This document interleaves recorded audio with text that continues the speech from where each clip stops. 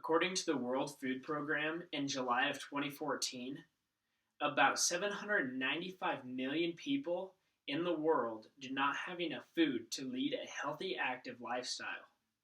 That's about 1 in 9 people on Earth. The majority of the world's hungry people live in developing countries, where approximately 100 million children are underweight. There is a serious world conflict that needs to be resolved. Solutions to this issue have been tossed around, but not many have truly been applied or were successful. The best cure for world hunger, in my opinion, is GMOs. It is very necessary, and you should support the idea of genetically modified organisms because producers are able to increase quantity and quality of product to feed a starving world. GMOs are a biotechnology that is changing the way we grow crops and raise animals. Some topics of interest are how GMOs impact the food industry, the major food problems in poverty, and trying to establish an effective system with GMOs in those locations. Many people believe that genetically modified foods are harmful and not safe for consumers. However, most are unaware of what GMOs truly are and the influence that they could have on starving nations.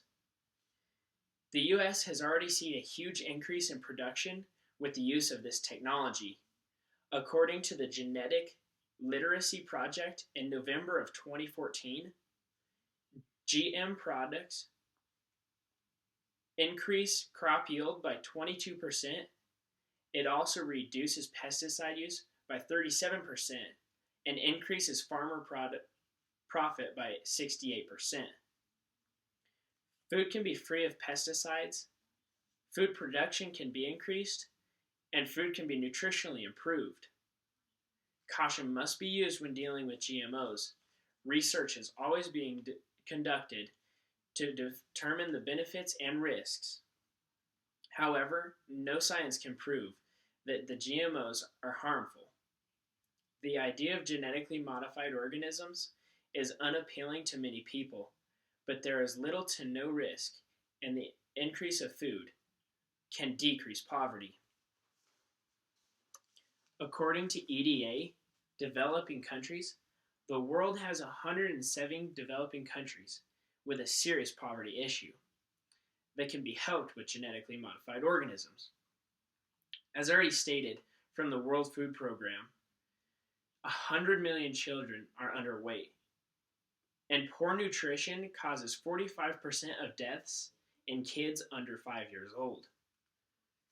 The population is on the rise, which means the level of poverty is also increasing.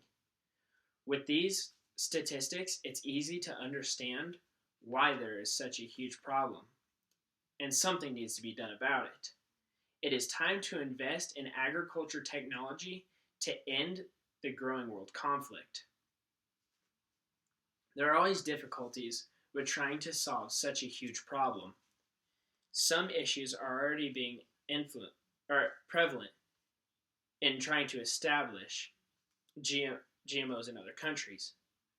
The lack of technology and the amount of money that the countries have is definitely the largest hurdle to overcome. Most attempts to end poverty have not succeeded simply because they lack in investments, facilities, and actually putting the solution into action. According to the WFP in July of 2014, it would take about $3.2 billion every year to reach all 66 million hungry children. However, I believe that GMOs are different from other solutions simply because so many foods are already genetically engineered. Also, they're already so well established in many areas, so there is a large advantage towards the acceleration of them in developing countries. For example, according to the Agri-Biotech Applications Report, in August of 2015, 80% of all food in the U.S. contains GM products. The biotechnology is so grounded that I feel it would be much easier to implement it into poverty stricken locations. In conclusion, there is a prevalent issue that is continuously growing. Many people wonder if the problem will ever be solved and how. If developing countries were able to establish GMOs and increase production, then the poverty levels will decrease. But it is important to support genetically modified food and understand that they can improve so much. With this biotechnology, we are able to produce much more food at a higher quality for the world. There are always going to be issues, but I believe that it is time for agriculture to solve hunger in developing countries with biotechnology simply because GMOs have already begun impacting the food industry. Thank you.